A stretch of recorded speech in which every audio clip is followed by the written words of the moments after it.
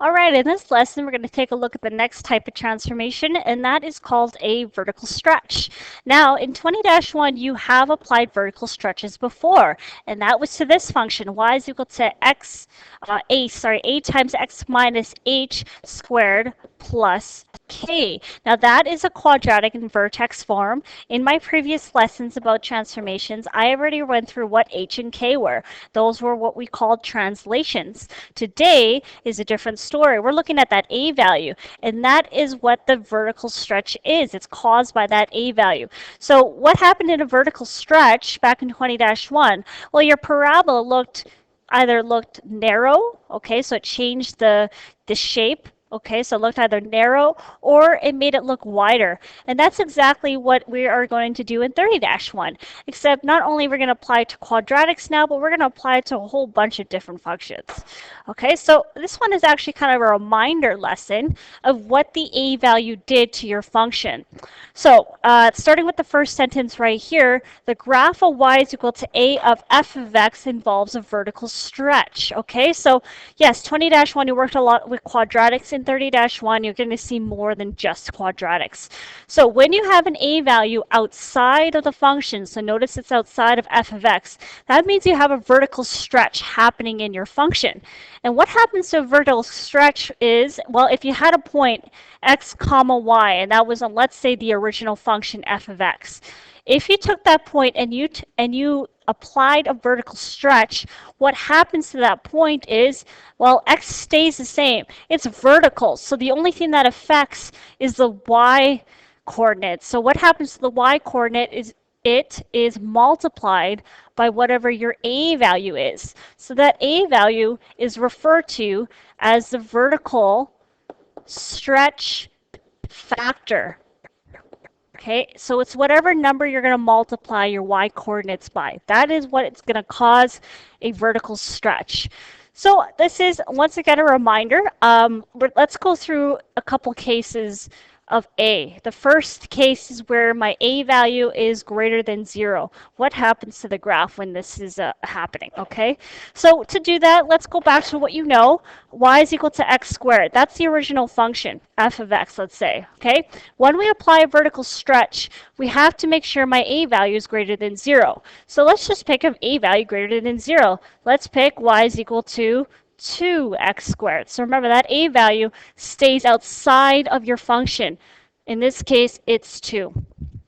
Okay, so here's my original function, and we're going to transform it to y is equal to 2x squared. Okay, so on the right, I have the graph of y is equal to x squared already done for you. Okay, so you know it's a parabola, opens up, has a vertex right at the origin. To graph y is equal to 2x squared, we're going to use a simple table. And so let's go ahead and do that. My left-hand table wants you to find some points on the original graph, y is equal to x squared. So let's go ahead and find some points. We have a point at negative 3, comma 9, so pick that one. Okay, so negative 3, comma 9. Let's pick another point, negative 2, comma 4, right there. And we'll pick the vertex at 0, so 0, 0. And let's pick another point, a fourth point right there, so 2, comma 4. And finally, another point right at 3, comma 9. So right there, okay? So I picked 5 good points to help me sketch the transform function. Now let's actually apply the vertical stretch. So what happens in a vertical stretch? Well, like I said up here, all your coordinates will become x comma a times y. So your x coordinates will all stay the same, but all your y coordinates will change. And what happens to those numbers is that you're multiplying it by whatever your a value is. Remember, my a value was 2, so we're multiplying all the y coordinates by 2. So first point, we have negative 3. 9 times 2 is 18. Okay, negative 2, comma 4 times 2 gives me 8. 0. 0 times 2 gives me a 0. So notice my vertex did not change, or my 0, 0 did not change. And 2, comma 4 becomes 2, comma 8. And finally, 3, comma 9 becomes 3, comma 18. So there you go. All the x coordinates stay the same. all the y coordinates essentially doubled. Okay, so now let's graph these new points and sketch the transform function. So we have negative 3 comma 18, which is right here. Okay, so I'll try my best to draw it nicely for you. Negative 2 comma 8, which is right there. Okay, 0, 0 didn't change. And I have negative, 2 comma 8, which is right there. And finally, we have 3 comma 18, which is right there. So if we draw a parabola through all 5 of these points, you're going to have something that looks like this. Okay, so it is a parabola still. The shape just changed quite a bit. Okay, so what happened to the shape here? Well, it looks like it got a little narrow. Okay, so that was what happened when a was greater than 0. We had a vertical stretch by a factor of 2. So all your y coordinates doubled.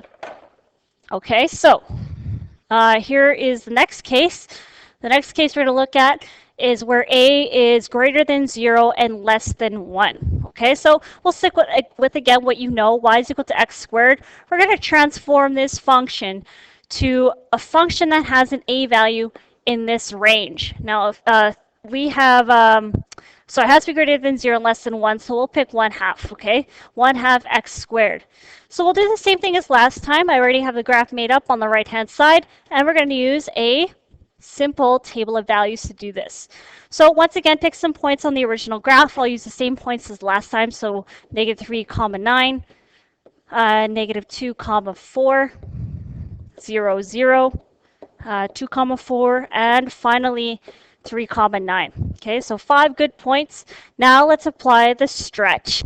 So to review, remember my point xy, actually I'll write this down here, xy on the original graph will now become x, remember x coordinate does not change, y times a. So what was my a value again? Well, my a value was 1/2, so we're multiplying all the y values by 1/2, okay? So negative 3 comma 9 times 1/2 is 4.5. Negative 2 comma 4 times 1/2 gives me 2. Okay, this stays the same as 0, 0. 2 comma 4 times 1/2 gives me 2 comma 2. And finally, this becomes 3 comma 4.5. So remember, all my y values are being halved. They're all being multiplied by 1/2, okay?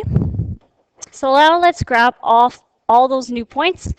Negative 3 comma 4.5 is right here. Okay, let's try my best. That's terrible. That's okay, we'll keep going. Negative 2 comma 2 is right there.